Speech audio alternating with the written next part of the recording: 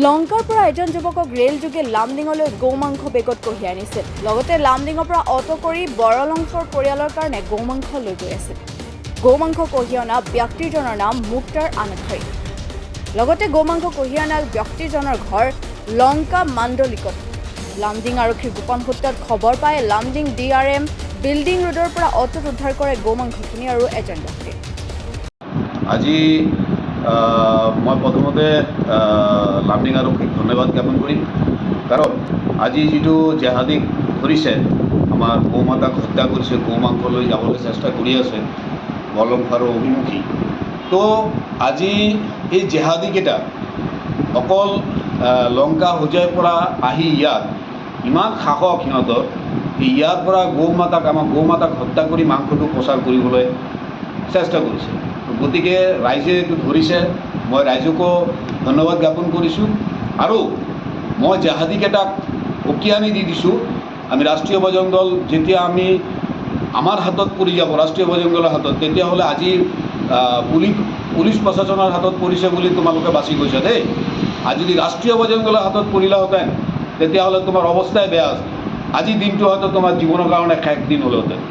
তো মই প্ৰশাসনক আৰু চৰকাৰৰ ওচৰত আবেদন কৰিম, যোনে যিমান জেহাদী গৌ মাতাক হত্যা কৰিব, গৌ মাতা মানে আমাৰ মা, আমাক মাতাক হত্যা কৰিব, সিহঁতক অবিলম্বে ফাঁচি দিব লাগে। আৰু আজি যিটো ঘটনা মানে এনেকুৱা জঘন্য ঘটনা সিহঁতে কৰি থাকে।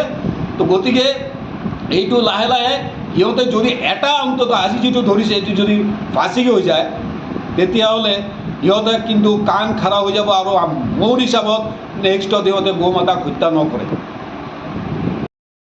কোৱাৰ একো নাই, মোক ড্ৰাইভাৰে ফোন কৰি ক'লে যে দাদা মোৰ গাড়ীতে এটা মানুহ এনেকুৱা গৌ মাংস লৈ আহিলে।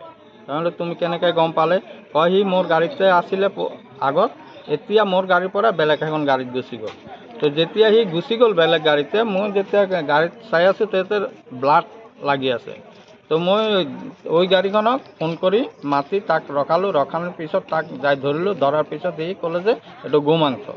তাৰপিছত ইয়াতে পাব্লিক জমা হৈ গ'ল, এটা ভেজাল লাগিব, সেইটো কাৰণে মোক ফোন কৰিলে। মই অটো ড্ৰাইভাৰ, অটো ইউনিয়নৰ প্ৰেচিডেণ্ট হিচাপে মই OC ছাৰক ফোন কৰিলোঁ। OC ছাৰক দি তাক যাই কেনে তাক লৈ আহিলোঁ। দুগৰাকীৰ নাম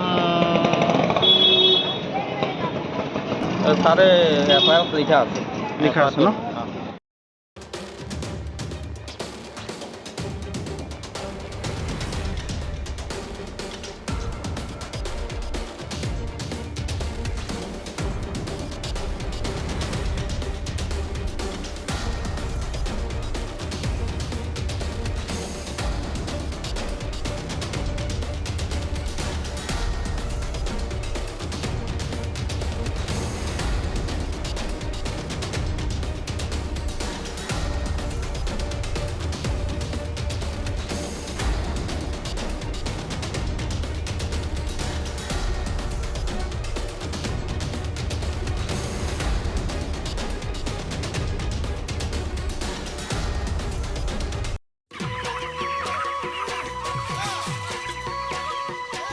অতি কম দিনতেই একোটা এনেকুৱা হৈ যায়।